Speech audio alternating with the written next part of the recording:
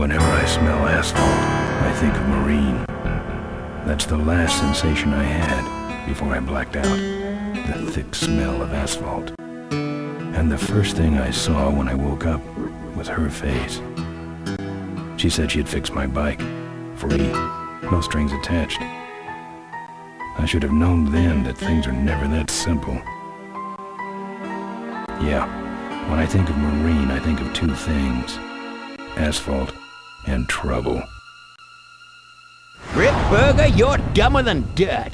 Oh, Mr. Corley, if you'd only listen to my plan, my vision. I know your plan, Rip Burger.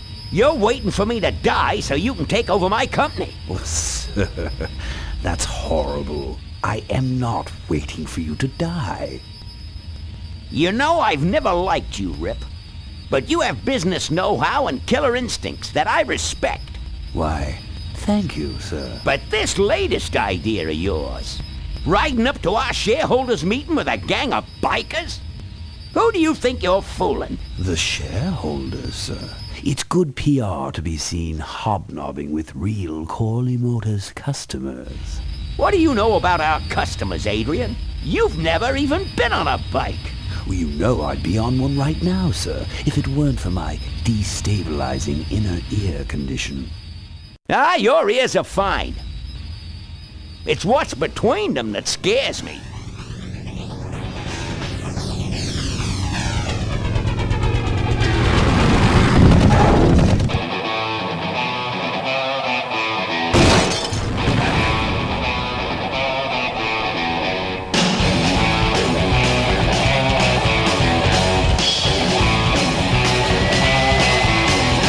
There goes some boys I can ride with. Step on it. Let's find out who they are.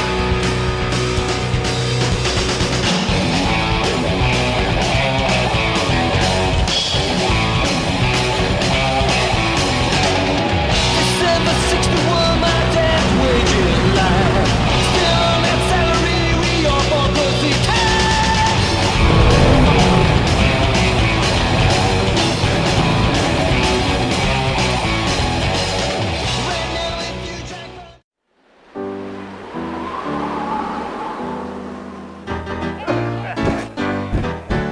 Hey, Ben.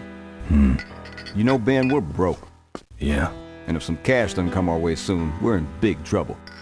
Relax. I have a feeling something's coming our way. Something big.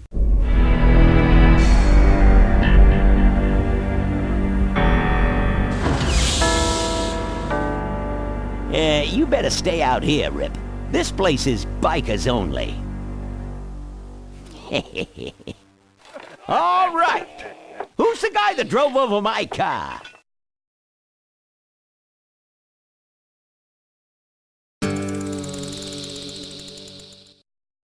What could possibly be taking so long? Maybe old man Corley got himself in trouble. Yeah, maybe they took the old guy out back and worked him over with a 2x4. An appealing notion, but improbable.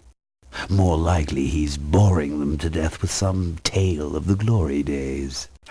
But Malcolm, isn't that illegal? Not back then it wasn't. So who do you ride with these days? He rides with me. Although I'm sure he'd much rather be riding with your little club. I told you to wait out in the limo, Rip Burger. I thought you might like some help with your sales pitch, sir. Sales pitch? Yes. We have come here today to offer you and your men employment. Mr. Corley requires an escort to the annual Corley Motors shareholders meeting.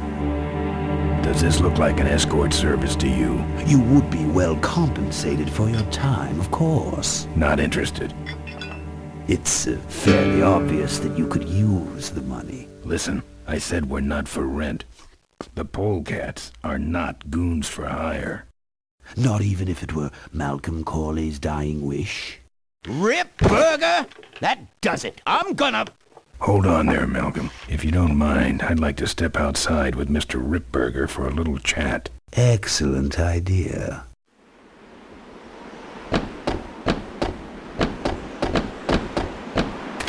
And the doctor says he only has a few months to live.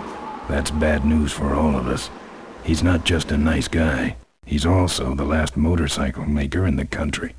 What happens to Corley Motors if he dies? Don't worry. I have a plan. And if you come to the shareholders' meeting with us, you'll find out what it is. No dice, Ripburger. The polecats are not thugs for rent. If you want to buy muscle, you should go find the Rottweilers. The old man says it's the polecats or nothing.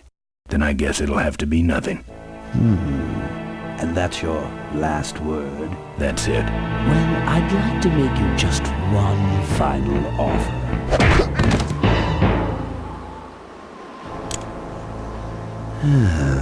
Bolus, take this coat and go get his motorcycle.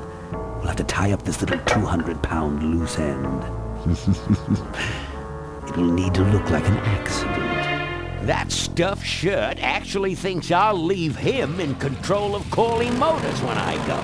Boy, is he in for a surprise. Hey, where's Ben going?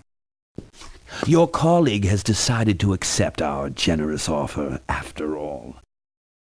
As a matter of fact, he's gone on ahead to scout out the route. He did? Well then, let's roll 'em, boys. Yahoo! Oh, yeah, here we